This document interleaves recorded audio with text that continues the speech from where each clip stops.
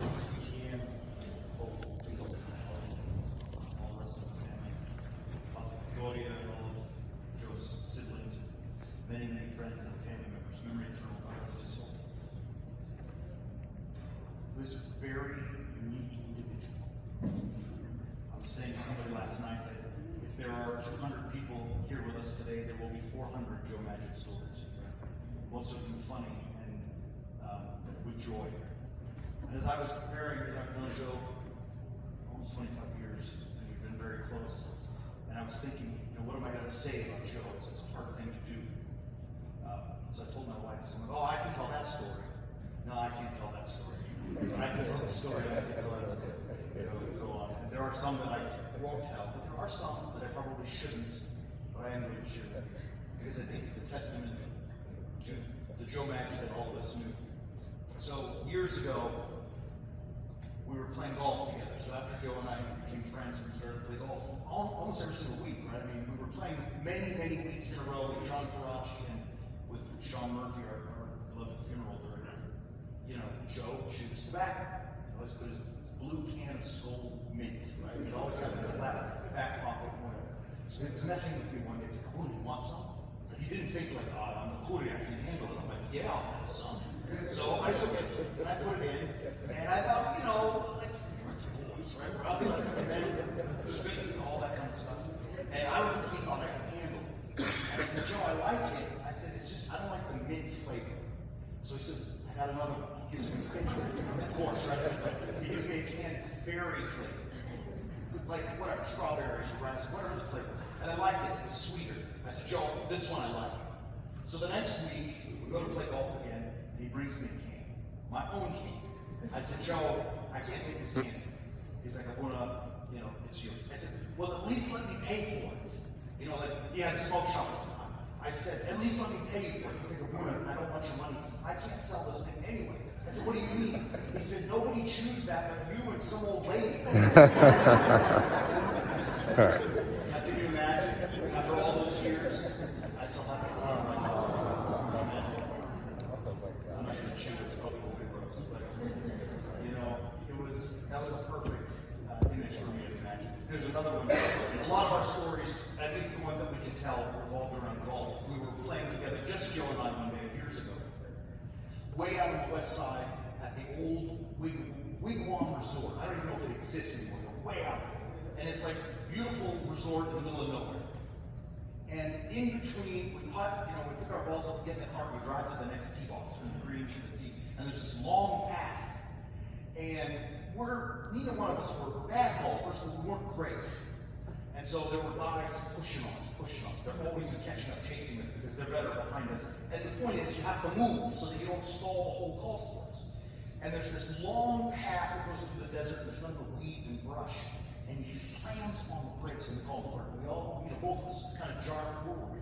And I got nervous, honestly, because I thought, that's not something you do. Why would he do this? And I said, Joe, are you okay? What's going on? And he looks and he says, Majed, right? I'm telling you. So he gets out of his car. So for those who don't know, Majed is like, it's a weed. Come on, it's like spinach, right? Maybe like spinach.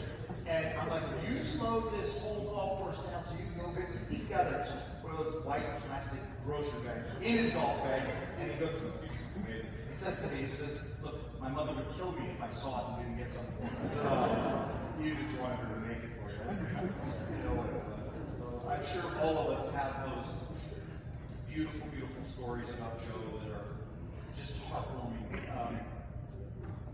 And will be remembered and kept in our hearts, and in our golf bags for, years to come. There are some questions that I've been wrestling with, which I know that many of us have also been wrestling with. Because Joe was young and was filled with life and had so much life ahead of him.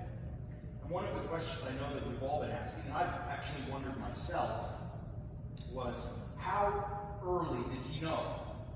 How long ago did he know that his days were numbered and that the cancer was back and vengeance? And, I know that there's some anger that some of us may feel for that, like keeping it from us. But as I thought about Joe, and I thought about what is a man, and what does a man do? And I think my conclusion that a man really does two things.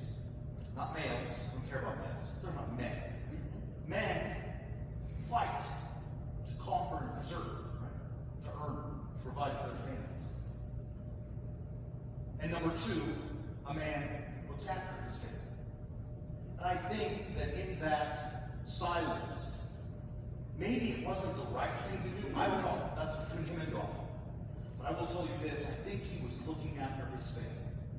So that his suffering was borne in silence. So that he didn't bring more burdens than he needed to. So that whatever time he was given might be beautiful and not flavored with the sadness of what was to come. Again, I don't know if that's the right decision. That's his decision to have made, and I think he would be square with God on that. But I know that in his heart, Joe was looking after his family. I think you can take great comfort now. Because what else do we want a man to do? To conquer, to provide, and to look after your family. And I think in that, he was probably doing a little bit of both. Speaking of his family, it was obviously the most important thing in the world to him. Hope, we were talking about it earlier, sweetheart. When you were born, when we knew you were, a seed in your mother's womb, it was a surprise to them and to many of us. And secretly, I was like, I hope it's a girl, right? Like, he has his boys, and you were light in his life. As a girl dad myself, I know that you not only made him a girl dad, but you made him a better man. That love for a daughter, and unabashedly, I think he would say to the boys too, that you were light in his life, and gave him hope and strength. And to the boys, a father teaches, raises men. A real man raises men. I don't know if you remember this. I'll tell you the story. They just reminded me. Years ago, we were at the park. What is it? Roadrunner. Yeah, Roadrunner. Man, that lake. And Joe was, he was old school, like old country. And it was in his blood. And he comes running with a fish on the stick, like he had speared. Remember that at all? We were talking about it earlier. He had speared a fish and brought it up to Joe. We looked at Joe like, when you Google me, like, what do you say to that kind of stuff, right?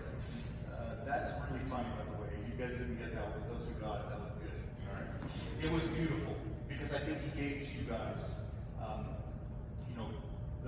the lessons that a father should give to sons.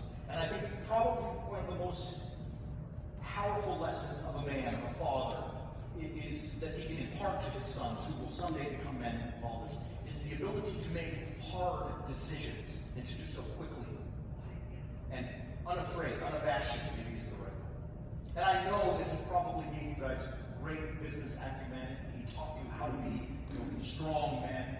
But after what I saw from you last night, I know that he gave you the ability to make difficult, hard decisions, and to do so with grace, and most importantly, to make those difficult decisions with other persons in mind. That, to me, is the mark of a man.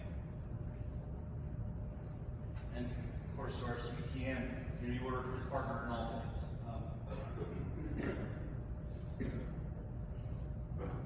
You did so many great things with him, for him. And if you think about it, she took that, and she made it into that. I so wish I knew the animal. It would have been great. That would have been great.